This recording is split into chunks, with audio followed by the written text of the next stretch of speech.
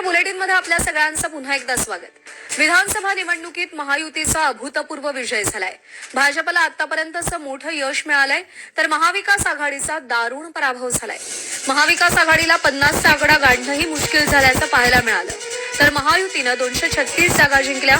विधानसभेच्या या निकालानंतर आता महाराष्ट्राचा मुख्यमंत्री कोण होणार याकडे सगळ्यांचं लक्ष लागलंय। उद्या शपथविधी सोहळा होणार आहे। मुंबईतील वानखेडे मैदानावर हा शपथविधी सोहळा होणार असल्याची माहिती मिळते आहे। 26 तारखेला विधानसभेचा कार्यकाळ संपत असल्यानं एक दिवस आधीच सरकार स्थापन केलं जाणार असल्याचं समजतंय।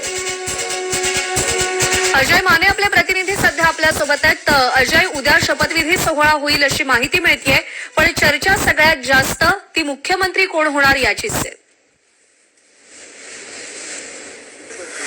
आपण जर पाहिलं तर खरं तर पुन्हा एकदा मुख्यमंत्री पद कोणाला याची चर्चा जी आहे ती सुरू झालेली आहे। काल खरं तर भाजपची जी आहे दिल्लीमध्ये एक छोटेखानी बैठक पार पडली आणि त्याच्यात भाजपच्या दिल्लीतील किंवा मग वरिष्ठ नेत्यांकडून आणि राष्ट्रीय स्वयंसेवक संघाकडून पुन्हा एकदा फडणवीसांच्या नावाला हिरवा कंदील दाखवण्यात आल्याची माहिती जी आहे ती सूत्रांनी दिलेली आहे। सगळ्यात महत्वाचं म्हणजे की 2022ला ज्यावेळेस सत्तावर परिवर्तन झालं होतं त्यावेळेस मुख्यमंत्री एकनाथ शिंदेंना करा हे वाक्य जे ते स्वतः पंतप्रधान नरेंद्र मोदी यांनी दिलं होतं, पण आता या गोष्टी ज्या आहेत त्या बदलल्या जातील, कारण की या संपूर्ण 2024च्या विधानसभेच्या निवडणुकीत राष्ट्रीय सेवक संघाचा जो आहे तो विशेष एकंदरीत हात असलेला आपल्याला पाहायला मिळाला।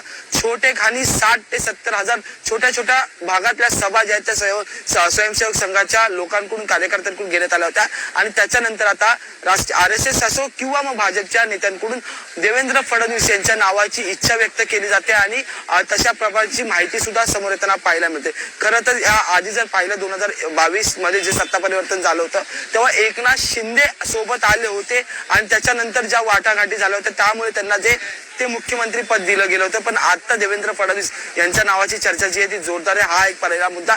दुसरा महत्वाचा मुद्दा म्हणजे की जरी मुख्यमंत्री पद कोणालाही गेलं तरी उपमुख्यमंत्री पद हे दोन्ही महत्वाच्या नेत्यांना असणारे, म्हणजे जसं 2022 मध्ये त्याच्यानंतर अजित पवार आल्यानंतर 2 उपमुख्यमंत्री महाराष्ट्राने पाहिले, तसेच आता 2024च्या गणितामध्ये तसंच असणारे 1 मुख्यमंत्री पद असणारे आणि 2 उपमुख्यमंत्री पद जे ते होणार आहेत। आज सर्व पक्षांच्या ज्या आहेत त्या गटनेत्या निवडीच्या बैठका ज्या आहेत त्या पार पडतील आणि त्याच्यानंतर जे ते एकंदरीत पत्र जे ते राजभवनात देण्यात येईल आणि त्याच्यानंतर 25 तारखेला बरोबर आहे। सत्ता स्थापनेच्या घडामोडींना वेग आलेला आहे। तीनही पक्ष मिळून सत्ता स्थापन करणार आहेत। चर्चा होतीये ते मुख्यमंत्री कोण होणार याची आणि त्या संदर्भातले अपडेट अजय जाणून घेत राहू। सध्या धन्यवाद दिलेल्या माहितीसाठी।